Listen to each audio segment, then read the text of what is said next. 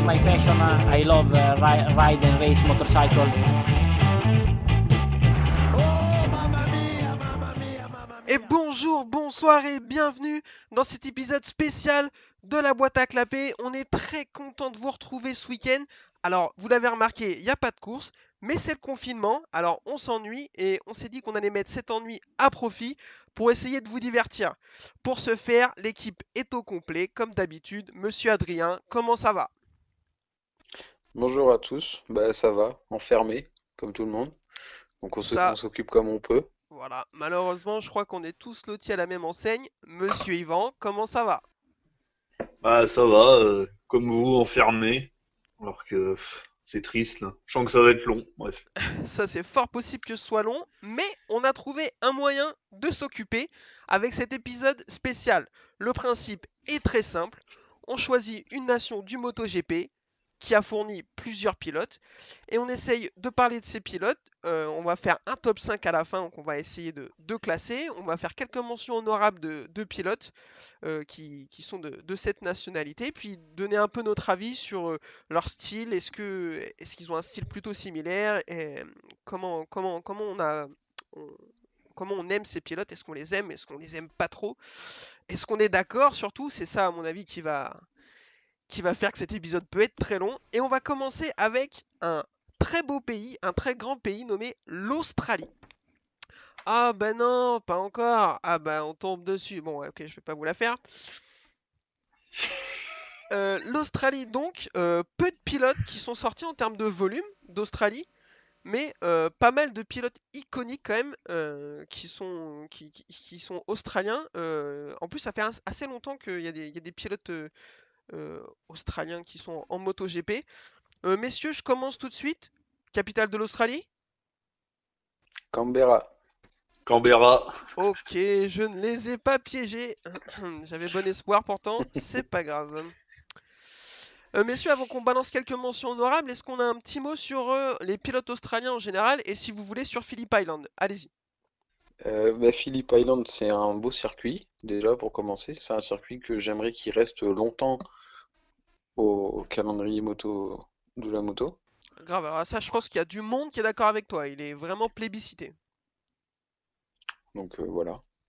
Monsieur Evan, un petit mot sur les pilotes australiens? Il y en a qui te Bah plaisent, est-ce qu'il y en a que t'aimes? oui, il y en a, on va en parler après. Il y en a que j'aime moins, on va en parler aussi après. Mais non, non, il y a pas eu beaucoup de pilotes, mais bon, c'était pas des seconds couteaux quoi, hein. Voilà, C'était souvent des bons quoi. Mm. exactement. Ouais, ouais, il y en a vraiment qui sont allés très très haut dans la hiérarchie. On va commencer avec les mentions honorables. Je commence avec un mec qui m'était complètement inconnu avant de commencer les recherches pour cet épisode, nommé Greg Hansford. Alors je m'excuse auprès qui vont me dire oui, oh là là, comment ça connaît pas Greg Hansford? Bah non, désolé, voilà, je connaissais pas du tout.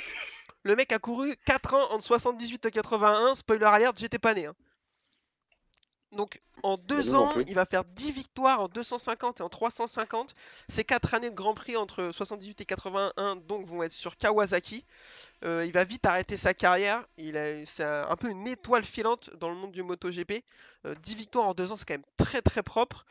Il va mourir à Phillip Island en 95 à 42 ans en course de V8. Donc voilà, une étoile filante, un mec qui avait sans doute énormément de talent pour prendre 10 victoires en 2 ans sur des 250-350. Comme beaucoup de pilotes australiens, on va le voir, il s'est tourné ensuite vers le V8 Supercar, l'équivalent du WTCC australien. Bon, je sais qu'on n'a pas trop d'infos sur ce mec, sur certains mecs, dont lui en particulier. Mais je t'écoute, Yvan, de ce que tu as pu lire, qu'est-ce qu'on peut penser de ce mec?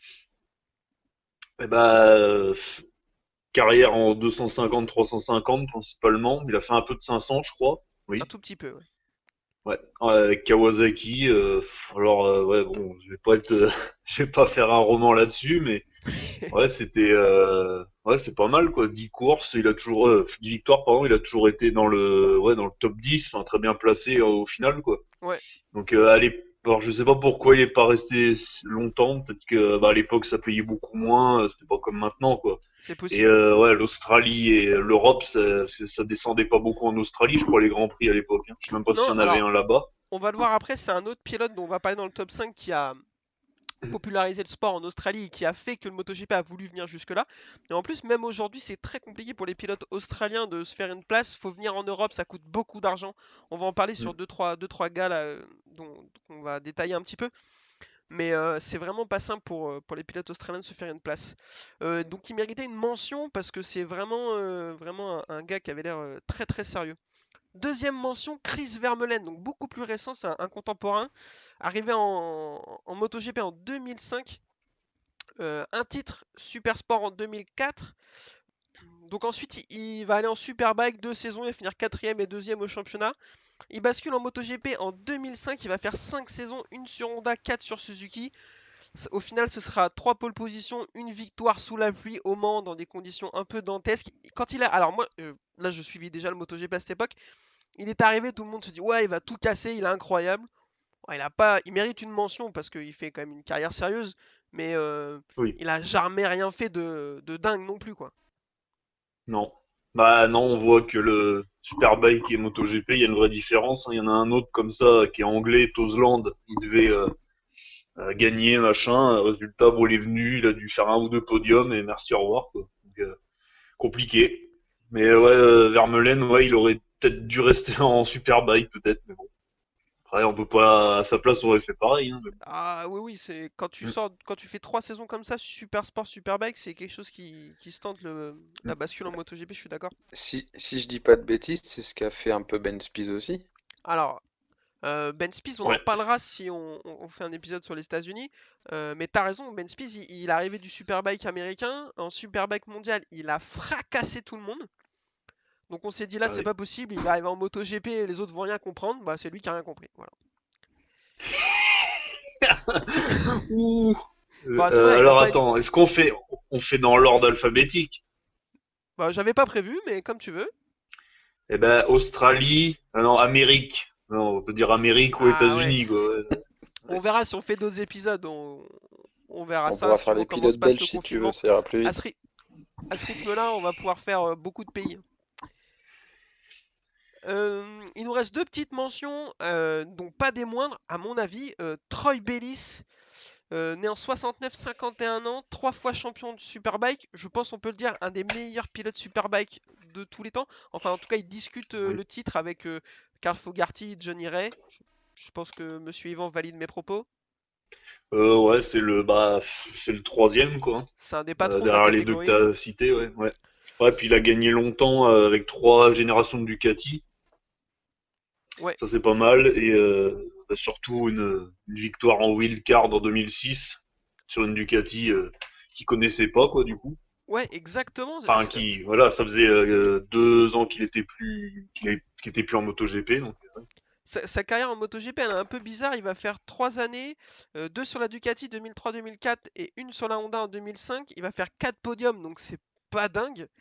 Il retourne en Bah, Superbike et 3, 3 podiums. 3 pour sa première année rookie, c'est pas mal quand Donc même. ça c'est pas mal, mais après il va jamais Mm. confirmer. Ouais. Et après il revient en 2006 faire une wildcard sur la dernière course à Valence et il la gagne. Alors, celle-ci elle sort un peu de nulle part. Course 2006 assez chaotique, on s'en souvient, c'est la Crossi perd le titre Mm. face à Nicky Hayden.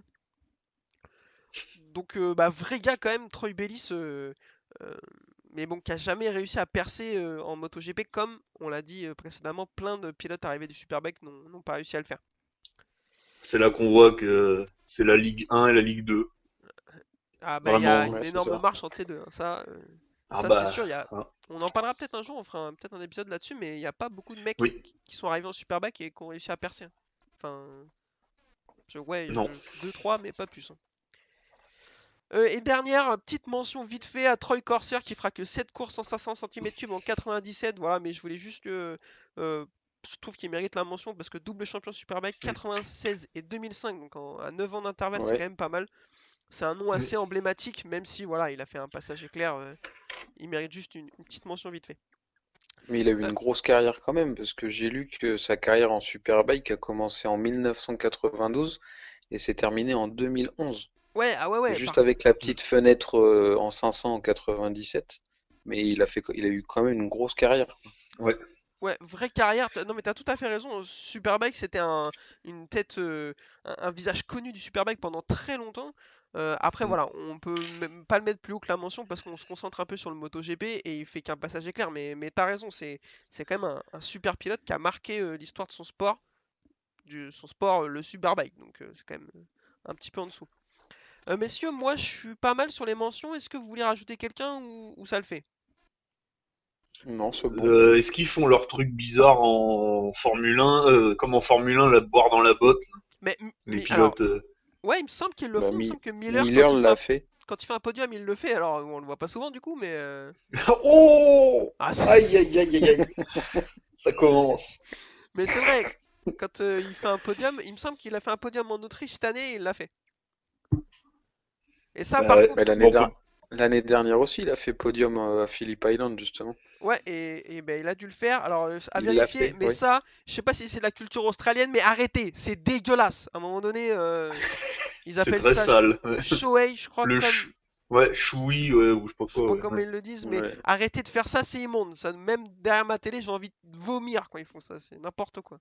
Mais le pire, c'est que là, Hamilton, il l'a fait avec Avec Ricardo Ricardo, aujourd'hui. j'ai Hein. vu Ricardo. tout à Enfin, l'heure là, mais quelle catastrophe. oh, mon Dieu. Tiens, il est solidaire de ses amis du Commonwealth, c'est pour ça, tu sais. Oui. Eh bien, messieurs, je vous propose qu'on rentre dans le top 5. Alors, on a choisi 5 pilotes sur lesquels on va passer un peu plus de temps, qu'on va détailler. Et ensuite, quand on aura parlé d'eux, on essaiera de les classer dans un top 5.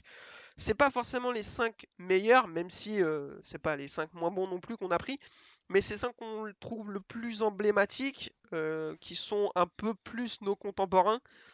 Euh, c'est un peu plus simple pour nous d'en parler, un peu plus intéressant, on trouve, je trouve. Je vous propose de commencer avec Monsieur Gary McCoy. Alors, je vais vous faire un petit peu sa carte d'identité. Né en 72, il a donc 48 ans aujourd'hui. Il arrive en MotoGP en 92, il va faire 6 saisons en 125 pour 2 victoires. Meilleur classement au championnat 125, ce sera 7ème, donc c'est honnête sans être magnifique. Il va passer directement en 500, quelque chose de très rare, mais dont on va reparler dans cette vidéo, c'est assez incroyable. Donc direct en 500, 4 saisons pour 4 victoires, dont 3 en 2000. Meilleur classement 5ème en 2000 avec 10 podiums en 80 courses en tout. Difficile transition en MotoGP, c'est très compliqué pour lui. Son style atypique, on va y revenir, n'arrive pas du tout à s'adapter au 4 temps. Il va faire 2 saisons et stop. Il va arrêter parce qu'il est plus du tout compétitif. Il va faire des tentatives en superbike, en championnat d'endurance et en super motard. J'étais assez étonné de dire ça. Mais après, quand on a vu son style, on est un peu moins étonné qu'il tente le super motard. Ça fonctionnera pas. Un style unique, une cote d'amour immense. Messieurs, bah, même si on a déjà une petite avis, une petite idée, je vous demande votre avis. Qu'est-ce qu'on pense de Gary McCoy?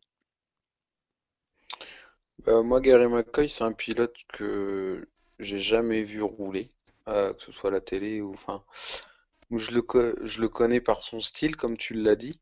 Le Slide King, je crois, c'était son surnom. Petit surnom sympa. Oui. Voilà. Donc moi j'ai vu qu'avant de commencer la vitesse, il a commencé sa carrière en dirt track. Donc je pense que c'est ce qui l'a aidé. Effectivement, il faut maîtriser la glisse dans cette discipline. Mais après, bah, sa carrière, je pense qu'il a eu une belle carrière quand même, puisque moi j'ai noté, il a fait 59 courses en 125, 47 en 500 et 33 en MotoGP, donc c'est quand même pas mal. C'est honnête, ouais, c'est Bon, honnête, sauf tout à fait. MotoGP, bah, ça a pas marché comme tu l'as dit, mais c'est un pilote iconique, ouais.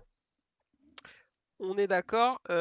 Yvan, je t'écoute. Un petit mot sur Gary McCoy, dont je sais tu voues un culte quasiment. Non, mais c'est un peu comme un pilote japonais, tu vois, d'époque des 500 comme Abe, tout ça, moyen, puis des jours intouchables, quoi. Enfin, toi, il gagnait, voilà, quoi. Donc, beaucoup de blessures. Ouais, je l'avais Donc, noté ça, ouais. scaphoïde, cheville, tibia Mm. péroné, il s'est cassé quasiment tout ce qui est possible de se casser. Ouais, beaucoup de blessures. Et après, pas tout. Avait jamais une moto officielle à part en MotoGP avec la Kawasaki, mais il venait d'arriver, la Kawa. Puis une Voilà, quoi. Kawasaki officielle, c'est jamais un cadeau, hein.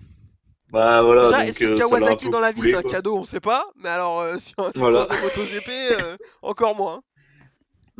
Donc jamais eu la moto officielle vraiment bien. Une année où la meilleure année, il finit cinquième. Bon bah voilà quoi, trop irrégulier aussi. Mais après voilà un style particulier. Puis voilà il gagnait attachant quoi, un pilote attachant quoi. Des hauts et des bas beaucoup. Tout à Mais fait. des belles glisses quoi surtout. Ouais, alors, Slide King, ça là-dessus, y a pas de débat des glisses en sortie. Alors, il utilisait beaucoup le moteur Big Bang sur les 500. À l'époque, il utilisait beaucoup l'arrière pour faire tourner la moto. Il faisait pivoter avec Mm. l'arrière et ça faisait des sorties complètement folles. En MotoGP, il le faisait un petit peu aussi, mais c'était beaucoup moins efficace. Il détruisait le pneu. Comme tu dis, code d'amour énorme. Tout le monde qui s'intéresse de près ou de loin à la MotoGP connaît le nom de Gary McCoy et a déjà vu une de ses vidéos.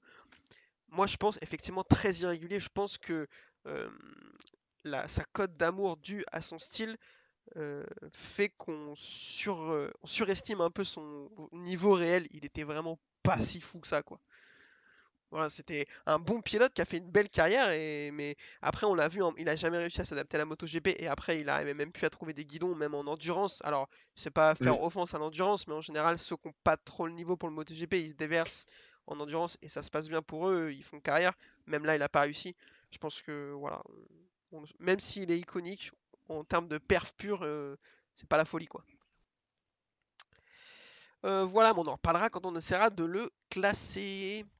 Ensuite, pilote suivant, monsieur Jack Miller. Alors, je vois déjà les gens venir nous dire oui, vous mettez Jack Miller, mais quand même, Troy Bayliss c'est plus fort. Oui, bah alors déjà, c'est notre podcast, on fait ce qu'on veut, ça commence comme ça. Et puis en plus, on voulait parler d'un pilote qui est court aujourd'hui. Jack Miller, c'est pas si moche que ça, donc on va faire sa petite fiche technique. 25 ans, il est de 95, donc déjà, ça me déprime d'avance.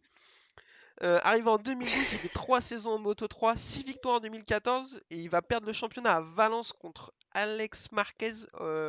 Il jouait le championnat, il était 3, il me semble, à Valence en 2014. Oui. Miller, Marquez et Luis Salom. Non, Rins. Alex Rins, d'accord. Il me semblait que c'était Salom. Et ensuite, donc il va perdre le titre sur cette course, il va passer directement au MotoGP. On n'a pas compris, comme tu l'as déjà dit dans l'épisode, on ne sait pas trop pourquoi il est passé direct là. Il va faire une année chez LCR très compliquée où il va être plus au bac à gravier que à la ligne d'arrivée. Et on va voir que les Australiens chez Cecchinello, c'est souvent le cas lors de leur première année.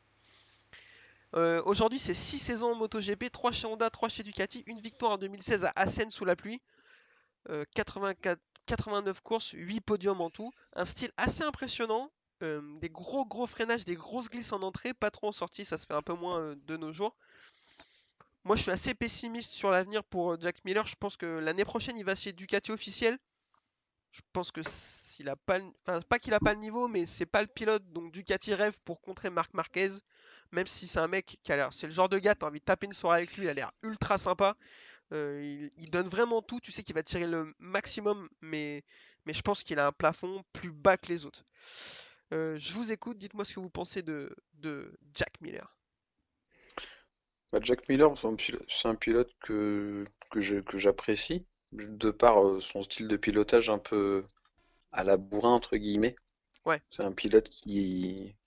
pour ça, la Ducati lui va bien, c'est une moto physique qui... Je le vois pas sur une Yamaha, quoi, ça irait pas avec son style de pilotage. c'est possible. Après, en termes de performance, ouais, il est là, il en est à 89 courses en MotoGP, il a une pole, une victoire, 8 podiums. C'est pas non plus, C'est pas fou. il y en a, il y en a qui ont mieux fait avec moins de courses, quoi. Donc après, son avenir chez Ducati, je le sais pas trop. Je- J'attends de voir, mais bon, je pense pas qu'il fasse de gros éclats non plus, quoi. On est d'accord. Monsieur Yvan, je te vois me faire des pouces vers le bas. Je sens que tu as envie de nous parler de Jack Miller dans des jolis termes. Non, mais ouais, bon pilote, mais ça gagnera jamais, enfin gagnera jamais le championnat. Ouais. Pas assez régulier, je trouve. Ouais, pas du tout régulier même, a pas de chance. Bon ça, c'est pas de sa faute, mais bon ça compte quoi. Quand on veut être Oui. champion. Alors oui, mais il y en a d'autres qui n'ont pas eu de chance. Dovizioso est pas un pilote Oui, oui. chanceux et pourtant il est meilleur que ça, quoi. Ah mais pas champion non plus. Ah oui. Non, mais d'accord. Est-ce que tu penses que Jack Miller, il peut Oui. jouer il peut se placer vice-champion plusieurs fois de suite? Tu crois que c'est un mec qui peut Là, jouer il le a la... titre même s'il gagne pas? Tu crois qu'il peut le jouer Ah un non, jour? mais moi, ah non, non, non, non, moi je suis d'accord là-dessus, sauf que le problème l'année prochaine, il va sur la moto du vice-champion du monde depuis 3-4 ans, quoi. Hmm. Donc là, la pression est sur lui, mais ouais, non, là, moi, j'y crois pas. Je sais pas, il est bon, c'est voilà un bon pilote, quoi. Mais comme un Crutchlow, un peu, tu vois, un peu mieux peut-être, ouais. Alors, moi, je pense même que Crutchlow est un peu au-dessus, mais Mm. ça, effectivement, la Oh. comparaison se tient. Bon, au moins, il est champion du monde de quelque chose, quoi. Super sport, bon. C'est ça. Jack Miller, pour l'instant, il est champion du monde Ah de ouais, hein. rien, mais c'est toujours meilleur que nous, hein. Je vois les commentaires arriver déjà. De la sympathie, peut-être. Il a le championnat de la sympathie, c'est bien. le, le gentil pilote Howard, il va gagner. Non, mais c'est vrai, il a l'air d'être hyper cool. Enfin, pour le coup, Mm. il est bonne ambiance par rapport à d'autres qui Ah ont oui, l'air un peu oui. moins Mais sympas. moi, je Jorge trouve que, Lorenzo. ouais. Voilà.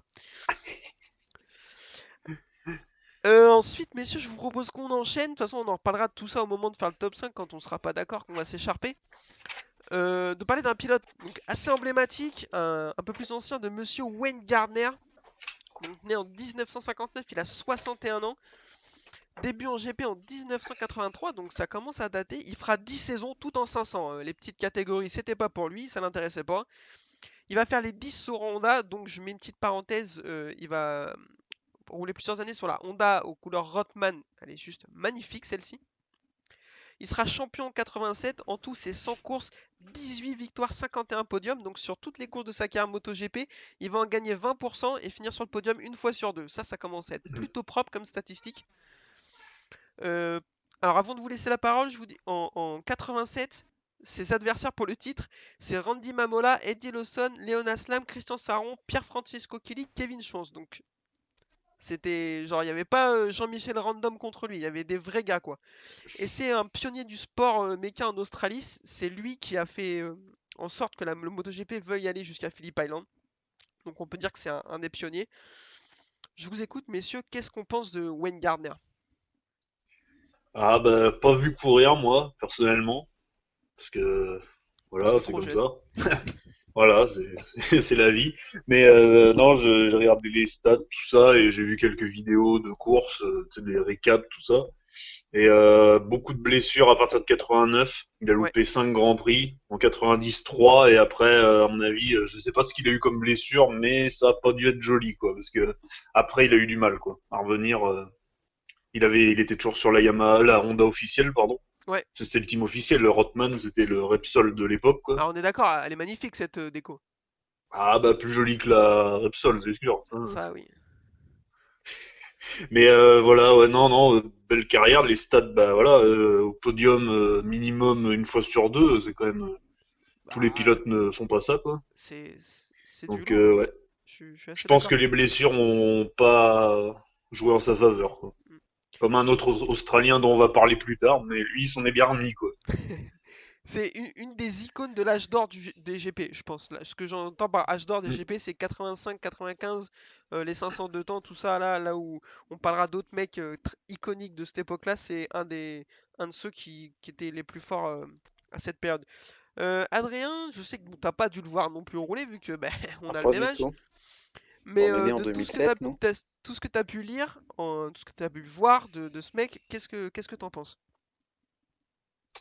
Bah que ouais, il a fait une belle carrière. Comme tu l'as dit, il était souvent devant, même s'il n'a pas non plus gagné toutes les courses, mais il a fait une belle carrière. Après, j'ai lu à peu près la même chose de ce que tu as dit. J'ai juste lu qu'il avait eu un gros accident à Assen avec un autre pilote dont j'ai mangé le nom.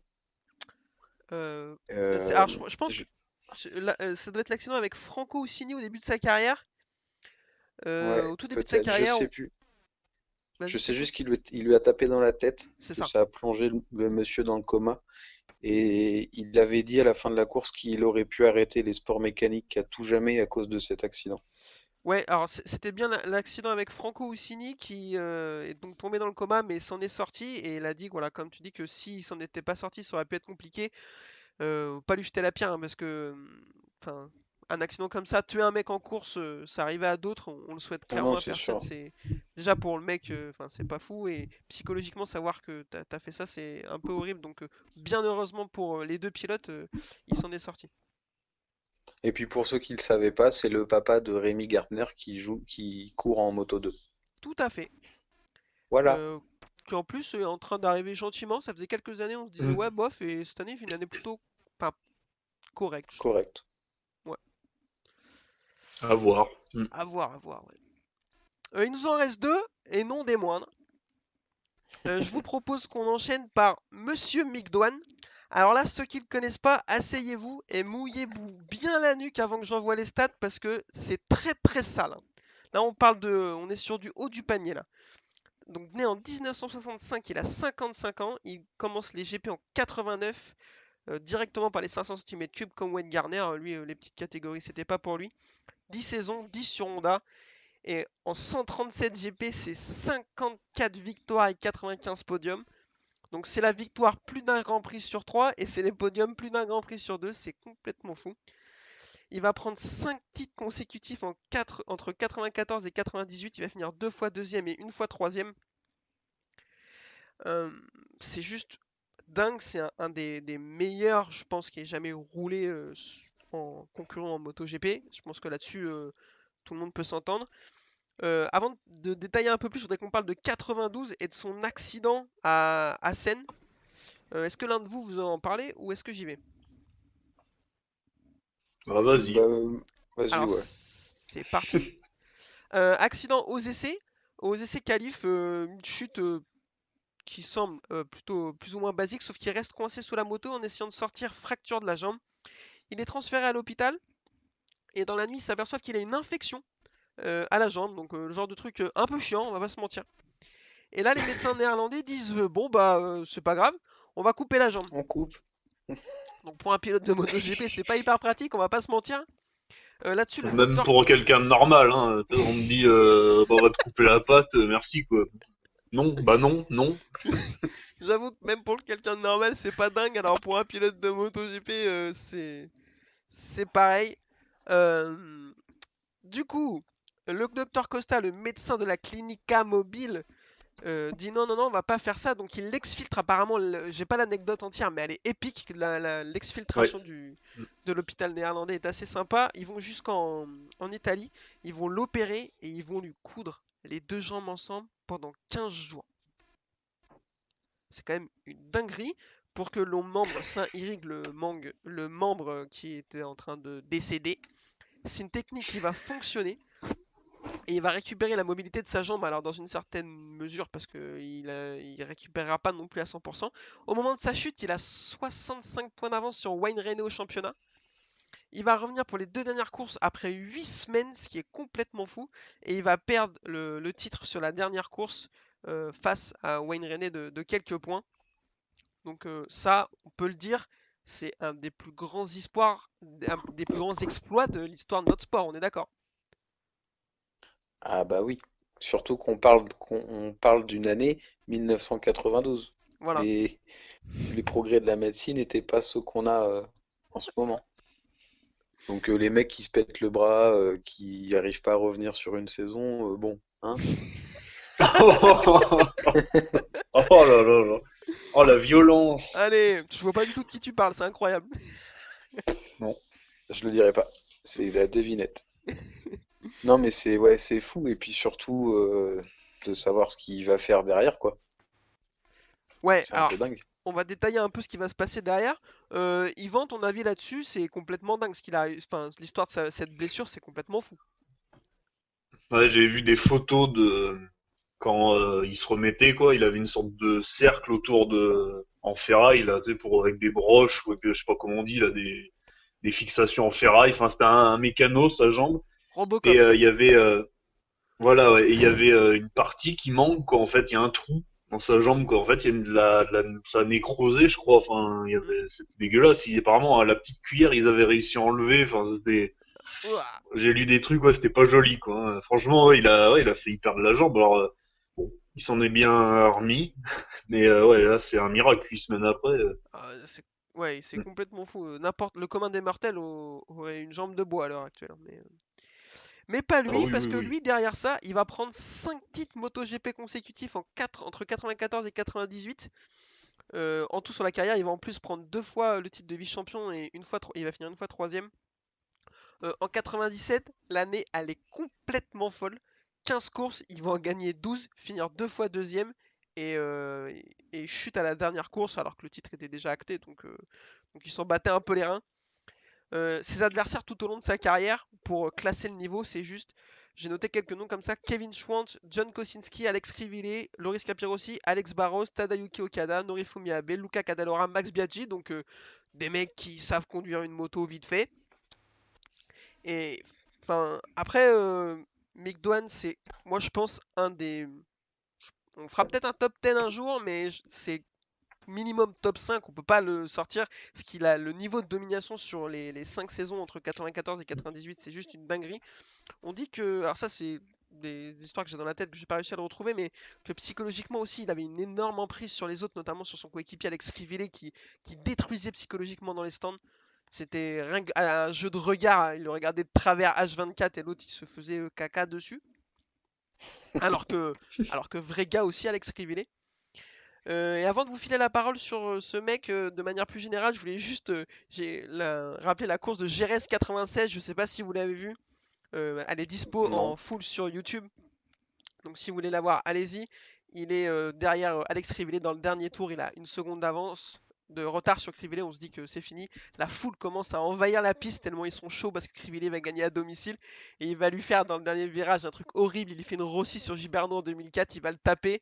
Du coup, Crivelli est déséquilibré. Alors que le public est dans le bac à sable en train de crier pour sa victoire. Il fait un high side de l'enfer et Mick Doohan va gagner la course. Mm. C'est juste incroyable. Je l'avais jamais vu. Je l'ai vu hier. C'est juste une dinguerie. Messieurs, je vous lance du coup, Mick Doohan, de manière générale, qu'est-ce qu'on en pense? Bah, vrai pilote, vrai stat, Ah ouais, stat de ouf. Parce que quand même 54 victoires en 137 courses, c'est un peu dingue. J'ai pas d'autres stats d'autres pilotes, j'ai pas été voir, mais puis surtout pour comparer les machines de l'époque, quoi. Les 500 cm3, c'était pas donné à tout le monde de les piloter comme ça. mm. Donc non, grand respect à ce monsieur. Il avait un style super atypique avec les hanches très très basses qui sortaient de la selle alors que le haut du corps lui restait plus en haut de la moto. C'était vraiment sympa. Et il avait aussi la moto faisait un peu, dans une moindre mesure comme McCoy, il faisait des petites sorties en glisse plutôt sympa. C'est un style à l'australienne, ça à mon avis. Parce Mm. qu'on en a, enfin, on va en parler à la fin, mais ils ont tous un style vraiment sympa, un style agressif comme ça, avec la moto qui glisse beaucoup en sortie ou en entrée.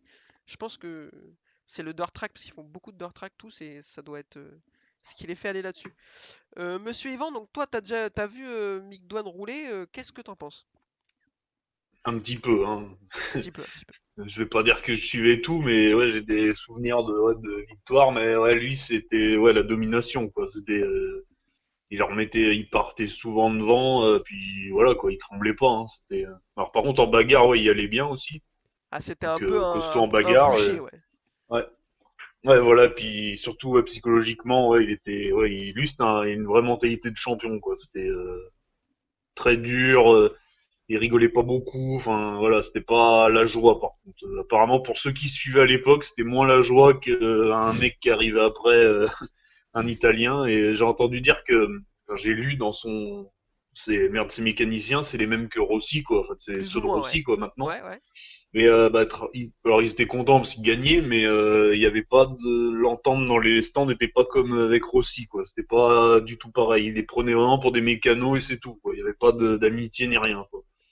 Ah, Vraiment un mec un peu ouais, dur, quoi, un champion, voilà, quoi, un peu froid, voilà. ouais, le mec, il y a que la victoire qui comptait, quel que soit le moyen, Mm. et effectivement, c'est aussi Mm. l'image que j'en avais de mes lointains souvenirs, que c'était pas un mec, pas un rigolo, quoi. Bah, une Euh, fois, ils se sont battus avec Crivillet en piste avec des coups de pied dans les carénages, là. j'ai pas cette anecdote. Ah si, une fois, ouais, ouais, ils se sont poussés, ils sont tombés tous les deux, je crois, ou un truc comme ça. Ouais, ouais, un truc, ouais. Ça doit être retrouvable hein, sur YouTube, j'imagine, mais ouais, ouais. On a Ah, toujours entendu parler et vu, je me rappelle la vidéo. Ouais, ah ouais, ils se sont tapés dessus, puis je crois qu'ils tombent tous les deux ou un truc comme ça. Ouais. quel enfer, on ira checker ça. Mhm. Et dernier pilote de notre top 5 avant le classement, Monsieur Casey Stoner. Alors, né en 1985, il a aujourd'hui 35 ans, il commence les GP en 2002 en 250. Ensuite, il va retourner en 125 faire 2 saisons, puis revenir en 250. Donc ça, c'est un peu un parcours assez étrange. Mm. Il va faire 7 saisons en MotoGP en tout, de 2006 à 2012, 3 sur Honda et 4 sur Ducati. En tout, c'est 118 courses pour 38 victoires et 69 podiums. Donc c'est très très sérieux aussi comme statistique. En 2006, il arrive chez Cecchinello, c'est très compliqué. Il va finir 8ème au championnat pour 6 chutes sur toute l'année, c'est assez énorme. En 2007, il est juste monstrueux, 10 victoires, il va prendre le titre mondial avec la Ducati, c'est le premier titre de l'histoire de Ducati en MotoGP, si je dis pas de bêtises. À l'époque où la moto elle était juste Oui. inconduisible, lui il arrive et il arrive à en faire quelque chose. À l'époque c'était une fusée aussi, hein, c'était l'époque des 800 cm3, ils avaient trouvé quelque chose Ducati. De mémoire, si je disais sur le papillon d'ouverture des gaz, c'était une dinguerie. Et Mm. apparemment c'était juste. Enfin, moi j'ai des souvenirs dans les lignes droites, ça n'avait aucun sens ce qu'il Ouais. en faisait. Mais Deuxième ça en tournait pas au bout. 2008, bon en 2008 on va en reparler, il se fait un peu bolosser à Laguna Seca par un autre monsieur.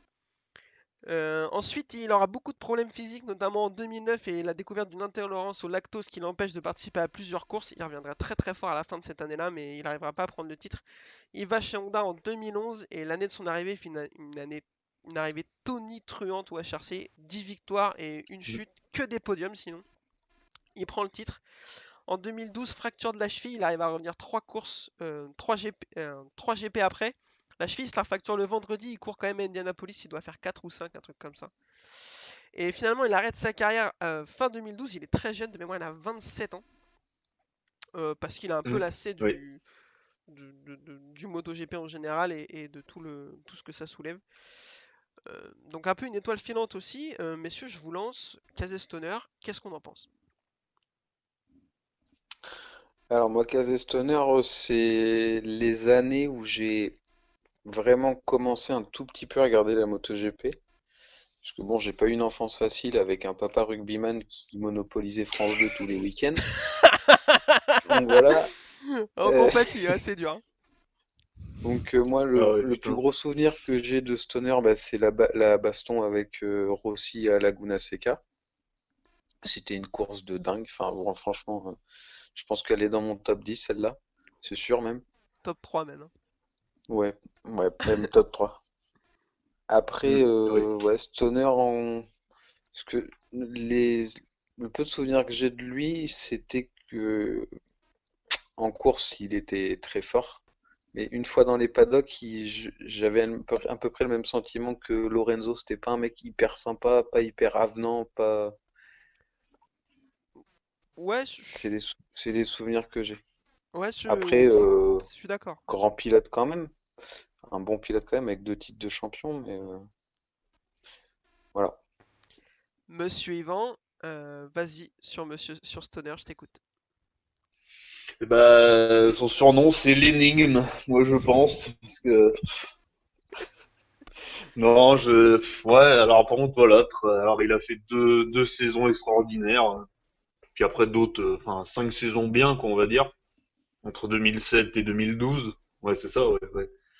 Vraiment balèze, mais je sais pas pourquoi il s'est arrêté si jeune. Enfin, son excuse de lasser, tout ça, la longévité, ça compte quand même C'est sûr. voilà. Et je sais pas, ouais, je trouve pas forcément très sympa en dehors. Enfin, tu vois, rien d'intéressant à dire, quoi. Je sais pas, c'est pas mon pilote préféré, mais bon, il a quand même dominé pendant 2 années, extraordinaire. Donc bon. D'accord. Alors, Et moi, toi, t'en penses quoi? je vais tout de suite poser les bases. Moi, c'est un de mes pilotes préférés. Clairement, je vais pas être objectif du tout, mais c'était pas l'objectif de la vidéo, donc ça tombe bien. Oui, ça va. Tu peux Euh, dire des âneries, vas-y. Merci. Alors, ces 2 années pour moi, 2007-2011, c'est ce qui se fait de mieux en termes de domination. Pour moi, c'est à mettre au même niveau que Rossi 2002, que Marquez 2019 ou 2014, que Douane 97. C'est complètement fou ce qu'il fait sur la Ducati en 2007 et c'est, je trouve, encore pire encore mieux sur la Honda en 2011. Première année sur la moto, Il prend 10 victoires, il fait que des podiums. Enfin, c'est complètement dingue. Je pense qu'en termes de coup de guidon pur, vraiment, juste sans parler du côté mental et tout, parce qu'il avait le mental clairement un peu friable, hein, on va pas se mentir. Je pense que juste en coup de guidon pur sur un tour, c'est top 5. Voilà, je le dis. Après, effectivement, pas de longévité, parce qu'il s'arrête beaucoup trop tôt, on sait pas Mm. pourquoi, c'est bien saoulant. Euh, alors j'en place une aussi, peut-être que ça va faire crier des gens, mais sa retraite anticipée, Marc Marquez peut le remercier. Parce qu'on ne m'enlèvera jamais de l'idée que s'il part pas à la retraite, il le vire pas pour mettre Marc Marquez en 2013 à sa place.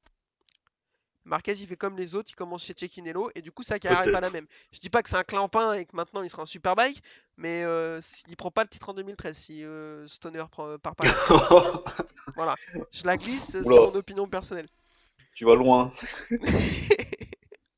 Donc voilà, style super agressif comme les autres Australiens dont on a parlé, vitesse complètement folle en 2007 sur la Ducati, il avait enfin un sentiment vraiment, il était intouchable. Après voilà, mental trop friable, son intolérance au lactose et son syndrome de fatigue chronique aussi qui lui ont posé énormément de problèmes. Euh, et puis en plus, voilà, en 2008, donc la passe d'armes avec Rossi, elle est mythique. Mais il vient de gagner les 3 courses, il est en train de s'envoler au championnat. Rossi va lui faire, alors peut-être qu'on en parlera en détail de cette course un jour. Rossi va lui faire mentalement un truc complètement fou, enfin des dépassements hyper agressifs. Je l'avais noté ça d'ailleurs à la fin de la course. Donc Stoner finit par tomber, il arrive à finir deuxième quand même. Rossi gagne. Stoner déclare à la fin de la course, ça fait 20 ans que je fais de la moto, j'ai jamais vu quelque chose d'aussi agressif. Pour moi, il a dépassé la limite. Et Rossi déclara juste à côté de lui en conférence de presse, c'était une super course, j'étais fort, on s'est bien amusé. Voilà. Et derrière, il va le casser mentalement parce que derrière, c'est 2 chutes de suite sur Brno et je sais plus quelle course. Et il va perdre le titre là-dessus. Donc, effectivement, mentalement, c'était à mon avis son Friable. plus gros point faible. Voilà, j'ai craché ma Valda sur Stoner. Je l'aime beaucoup. Faudrait juste qu'il ferme Eh sa ben, gueule maintenant, par contre, parce qu'il m'énerve. Là. Dire oui, si je reviens, je bats Marc Marquez. Ouais, mais tu t'es barré comme une anguille là en 2012, donc on pourra pas le savoir. Donc tais-toi maintenant. Voilà. c'est ça. C'est ça le problème, quoi. C'est ça qui me gêne, enfin, ouais, qui me fait dire que c'est pas dans le gratin pour moi. Mais bon, ouais, Ah, je comprends. Il lui mm. manque Ça a arrêté trop tôt. Alors, ouais, on peut s'arrêter tôt sur, voilà, blessure, machin, truc, mais je sais pas, après tu dis rien, tu dis pas que t'es le meilleur, tu dis pas que Hmm. si alors ce que j'ai pas aimé aussi c'est quand il est parti, c'était soi-disant parce que les motos devenaient trop il y avait trop d'électronique, trop d'assistance peut-être aussi, il me semble avoir entendu C'est ça à ce qui se l'époque disait, ouais, à l'époque, ouais. ouais, ouais bah, de toute façon le meilleur pilote gagne toujours. On a souvent peu importe Électronique le ou pas, changement de voilà donc il aurait gagné quand même si c'était lui le plus fort, mais vu que c'est pas lui le plus fort, bah il est parti. Voilà. Il est, il est- Moi, c'est un peu enfantin comme raisonnement, mais je rajouterais juste, c'est un des seuls, ils sont que 3, à avoir battu le meilleur pilote de tous les temps dans son prime. ouais, mais pas longtemps lui. Tu vois, il a pas assez dominé, je trouve. Sur la Alors il longueur. a dominé beaucoup pendant 2 ans, mais sur les 5 ans où il est très fort, bah il a que 2 titres quoi, au final quoi. Donc, Ouais, non, mais c'est bien, mais c'est je pas suis fou d'accord. quoi. Alors après, il en perd 2 contre Valentino, un contre Jorge Lorenzo. Ça arrive à plein de gens bien de perdre contre ces 2 mecs-là. Mais, Oui. mais par contre, voilà, en 2007, il pourra toujours dire Valentino était encore là, il était encore dans son prime, il était encore très fort et je l'ai battu à la régulière. Alors 2007, je vais mettre un bémol. La moto tournait fort quand même. À la Hein, moto, tu c'était. l'as Ah, dit tout à je l'heure, suis d'accord. ouais. La Ducati, c'était une dinguerie. Ducati, ils ont vraiment bien géré le virage des 800. Ça, c'était Ouais, quand même un changement technique important. Et regarde, Hayden, Honda a raté l'arrivée en 800. Je sais pas si vous vous rappelez, mais ouais. elle était complètement ratée leur 800. Pas du tout bon. Rossi, il a eu un peu de mal. Sauf ouais, Ducati. Alors les autres pilotes Ducati ont eu du mal, sauf que Stoner, au bon moment, au bon endroit, avec la bonne moto. Lui, le pilotage qui convenait à la moto, et voilà, ça a donné une année extraordinaire, bravo. Non, Mais j'aimerais bien qu'on ouvre les moteurs, moi. on se souvient même en 2008, la passe d'armes avec Rossi, la moto a tellement de puissance à Laguna Seca. Pourtant, il n'y a pas de ligne droite à Laguna Seca, ou quasiment pas dans la ligne droite des C'est une stands. ligne droite en virage En déjà, alors c'est virage, et compliqué. la moto a tellement de chevaux qu'il sort du dernier virage derrière et il le double à l'extérieur comme une fleur avant le freinage. Enfin, c'était une dinguerie la moto à l'époque. Donc voilà, bon, bémol, t'es un peu dur je trouve, mais pourquoi pas. Non, non, non, non, non, non, il y a eu magouille, c'est pas possible. Ça y est, voilà. Tu dis ça parce que c'est Stoner, Non, je te non. connais. Oui, c'est vrai, ce serait quelqu'un d'autre, je dirais bravo. Non, non. Non, mais c'est que, ouais, c'est vrai qu'il m'a fait mal aussi à cette époque-là. Moi, j'étais fan de Rossi, et toujours. Et c'est vrai que, ouais, il a froissé, quoi, un peu, un peu. Un peu beaucoup, je pense qu'on peut le Ouais, dire. 2007, elle était dure, hein, la saison était dure, hein, là, parce que Rossi, il perdait en 2006, voilà, contre Contre Heiden. Niki. Et après, là, ouais, 2007, je m'étais dit, ouais, il va revenir. Et là, non, il y en a un autre qui le. Je dis, mince, mais c'est quoi ce problème là Il Bon, il va l'aime en plus, prendre deux Rossi, après, quand même. ça y est. Ouais, voilà, après, bah, déjà, dès Laguna Seca, bon, il a montré qu'ils étaient le boss, là. Ouais, ouais. Ah, mais de toute façon, mentalement, il l'a écrasé, hein, c'est sûr. Non, mais le coup de la course, j'ai jamais vu un truc aussi agressif. Mais Rossi, déjà, il a fait pire, peut-être, comme Jerez en 2005, avec un pilote très moyen, Gilberno. Ok, allez, pour Non, moi, c'est celle-ci. On en reparlera un jour de cet ouais, Gilberto. parce que je crois que tu l'aimes bien, je sais pas pourquoi. Je l'aime bien. Mais écoute, on choisit, enfin, on assume Ah bah lui pas aussi, tous ouais, son enfance, hein. ouais, un jour on s'occupera de son cas, je pense. Il y a matière. Non, non, je suis peut-être méchant là. C'est le confinement, ça me rend aigri. Mais Rossi, est-ce qu'il a fait pire? Je sais pas. Mais effectivement, quand tu la regardes, la course, il est. Je trouve que Stoner abuse en disant qu'il a dépassé la limite, mais il y est à la limite. Rossi lui fait des trucs, c'est assez sale quand même, hein. Ah ouais, Mais mais c'est le jeu. il Moi, se bat avec, voilà, il avait une moto clairement moins rapide, donc à un moment, voilà, quoi. Puis Rossi à la bagarre, c'est pas le dernier, quoi. Donc, Ah non, il a jamais mais eu peur, hein, quoi. t'as raison, tout à fait. On en parlera. Il y a moyen qu'il soit dans notre top 5 si un jour on fait l'Italie, vu qu'il est pas mauvais. Voilà, allez, top 10, aux portes du top 10, allez. Eh ben messieurs, on a fait nos 5 pilotes. Je vous propose qu'on enchaîne, qu'on essaie de se mettre d'accord sur un top 5. Dites-moi, qui est-ce que vous avez essayé de mettre, que vous avez essayé, non, que vous avez mis en cinquième? Moi, en cinquième, j'ai mis Jack Miller. Yvan, Parce que Comme lui. vas-y, alors explique-toi Adrien, pourquoi? Vas-y, vas-y. bah, j'ai mis Jack Miller parce que pour le moment, il est encore en course, donc il a encore des choses à prouver. Il a pas non plus des stats de ouf. Il a pas de titre. Il a qu'une victoire en MotoGP. Donc c'est pas. Tout à fait, moi je suis Voilà. d'accord, je l'ai mis cinquième aussi, mais je pense qu'à la fin, si on le refaisait dans 5 ans, il sera au-dessus de McCoy. Voilà, mais Ah, aujourd'hui, tu l'as on mis est cinquième le. aussi, toi. Ah Ouais, je l'ai ouais. mis cinquième. Bah, effectivement, Ah ouais. c'est pas dingue pour l'instant, sa carrière en MotoGP, c'est pas folichon quoi. Mais je Mm, pense que, mm. que si on le refaisait d'ici dans plusieurs années, il y a moyen qu'il soit plus haut parce que il est encore très jeune, Bah, il a je 27 pense, ans. parce qu'il aura une moto officielle pas trop mal, quand même, la Ducati, que McCoy a jamais eu une moto aussi bien. Ouais. Parce qu'il avait la Yamaha en 500, qui était pas non plus la meilleure, hein, Non, non, c'est à sûr, elle était l'époque, hein, belle c'était par contre. pas. Par contre, plus belle livrée, possiblement dans le top 10 pour moi. Ah, ça discute, on fera un jour le Est-ce top qu'on 10 des fera? livrets Ouais, ouais, MotoGP. ouais, ouais. J'ai hâte. Quatrième, Adrien, je t'écoute. Alors quatrième, ça va être un peu compliqué. Je savais pas trop. J'ai mis Gardner moi en quatrième. T'as mis Gardner en quatrième. Ah putain, Alerte, dommage. alerte! Alerte blasphème, t'en mort, t'en mort. Mais non, mais pourquoi Évacuons pas, cette personne. c'est ton top 5, à nous de te faire changer d'avis. Pourquoi Gardner du coup? Bah Gardner, il a un titre de champion du monde, ok. Après, bon, ça a été un grand pilote comme on l'a dit. Mais McCoy, quand je vois les stats de McCoy, bon, McCoy n'a pas eu de titre. Mais c'est sur les 5, je crois que c'est le seul qui a couru en 500 et en MotoGP. C'est vrai. Donc Ouais. voilà, c'était un peu. D'accord, J'ai un peu mais hésité quoi. t'as le droit en plus, comme on a dit, McCoy, grosse Mais cote allez, d'amour, donc. mais allez-y, insultez-moi s'il y a besoin. Je suis facile.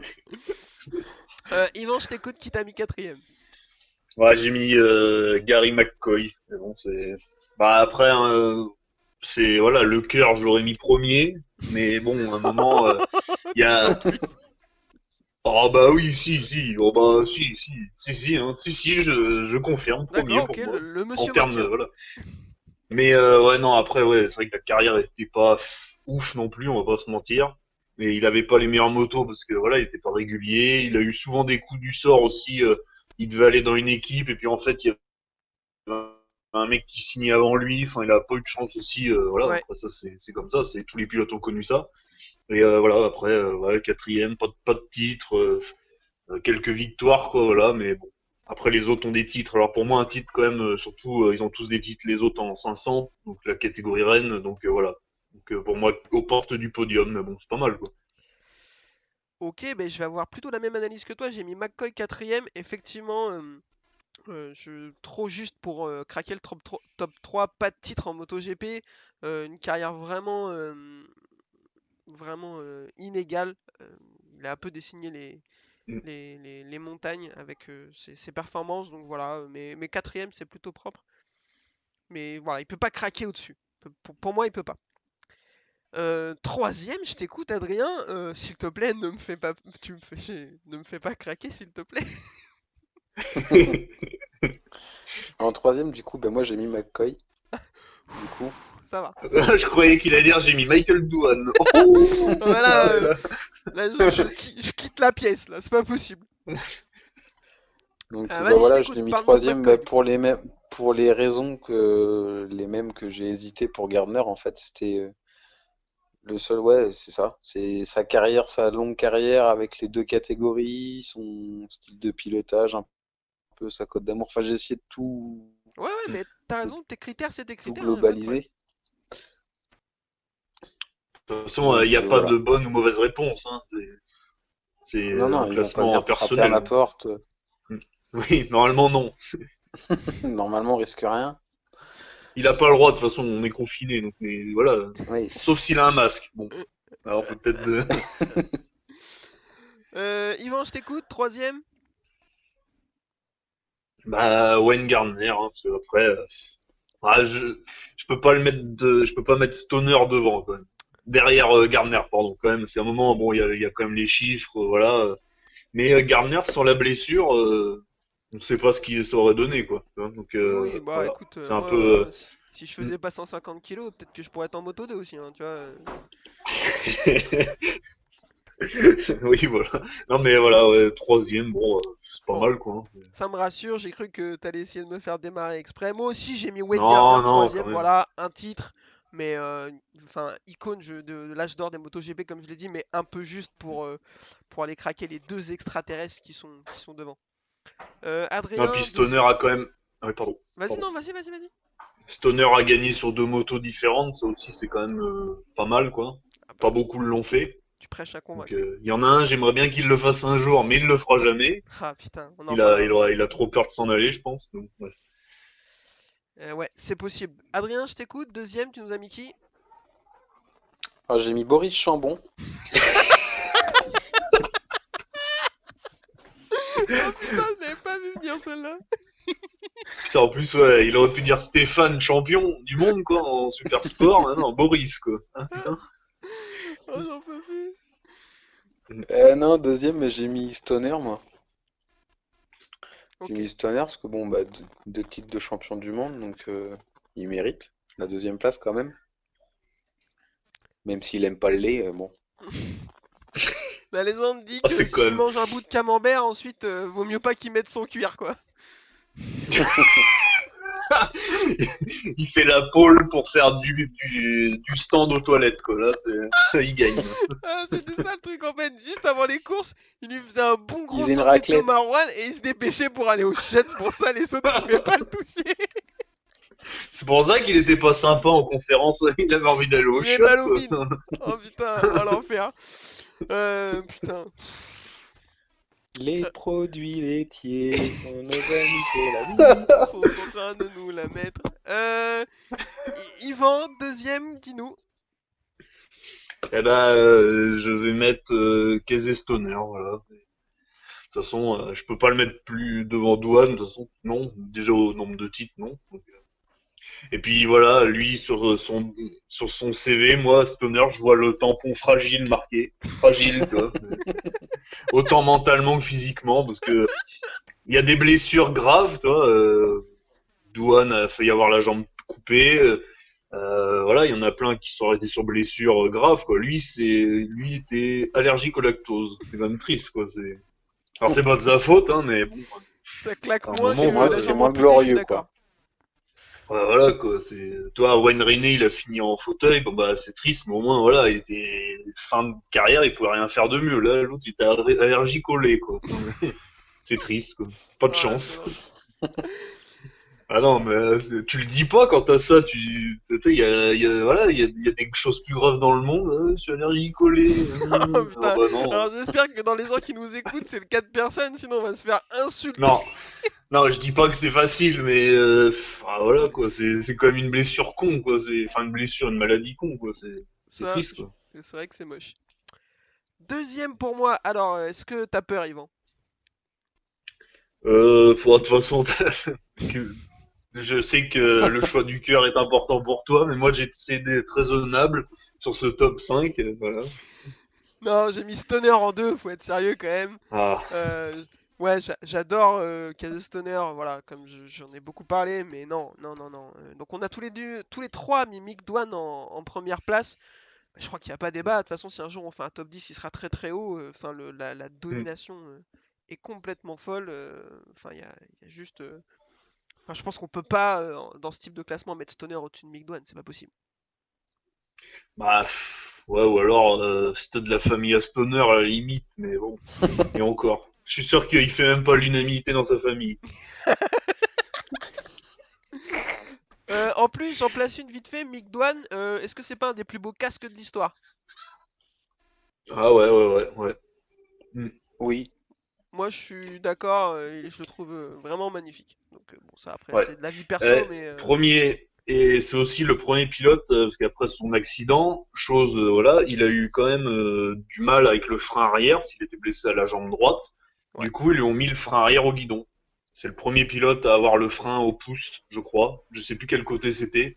Ou alors il avait un petit levier de frein au guidon, en tout cas. Il avait plus D'accord. de frein au pied, lui. Ah, maintenant, alors, Oui. j'ai pas trouvé ça en faisant les recherches, mais effectivement, Non, maintenant que t'en parles, ça, ça me j'en dit suis quelque chose. quasiment sûr à 99%. Là, ça me dit quelque chose. Je pense qu'on avait dû m'en parler à l'époque aussi, Mm. quand j'étais plus petit. Et Que. surtout, il avait moins de force aussi côté droite. Alors, surtout avec les motos comme ça à l'époque, elles étaient violentes quand même. Hein. C'était Ouais, des un peu. 500 sans assistance. Enfin voilà, les high side, on en a vu quelques-uns. On s'est refait des vidéos. Tu nous en as envoyé une là où il y a un double high side. Ouais, c'est violent. Hein.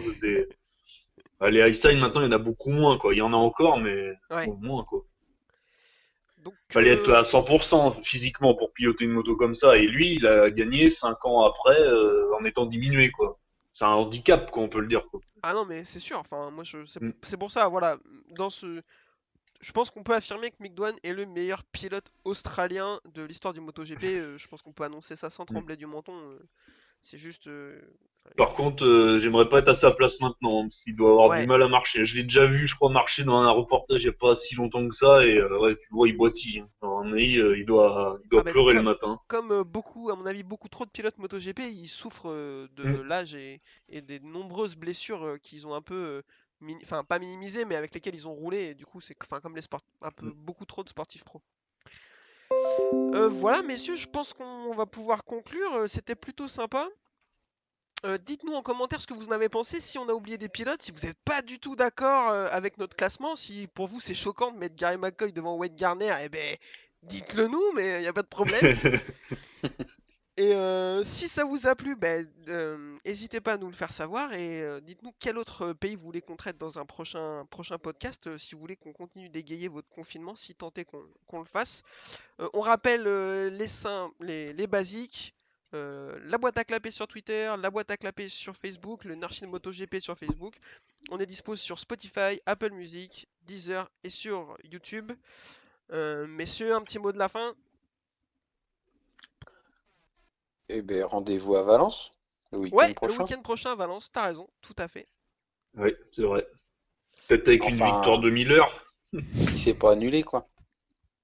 Mais non, arrête, dis pas des trucs comme ça, toi. Enfin, Oui. porte pas la guigne. Mais ouais, on fait par ordre alphabétique pour les pays. Je pense que ça peut être Ce pas que je mal. propose, du coup, c'est que les gens, si ça leur a plu, ils nous disent en commentaire, ils nous proposent des pays qui s'intéressent. Alors, 6-7 pays qui peuvent être intéressants. Nous proposez pas La le Roumanie. Sénégal ou la Thaïlande ou le Chili parce que du coup on ne saurait pas trop quoi dire, l'épisode serait assez court. Non. Mais ouais voilà, on va voir ce que les gens nous proposent et puis on enchaînera là-dessus. Je pense qu'il y a 6-7 pays qui peuvent être très intéressants à faire. Ouais, il y a pas beaucoup de pays différents, quoi. Comme au Non. Grand Prix, on Et va pas en se mentir, plus, quoi. le top 5 de celui-là il se dessinait plutôt facilement, même si voilà on n'a pas Ouais. exactement le même, mais Oui. enfin sur les 3 premières places, voilà c'est pas même sur les 2 premières places, le premier c'était sûr. Enfin, moi ça a toujours été sûr. Après sur d'autres pays ça peut être un peu plus compliqué. Oui. Messieurs, L'Allemagne avec merci bras de beaucoup. l'an 1. Et puis on se dit Oui. au week-end prochain. Allez, au week-end prochain. Allez, au revoir. Au revoir.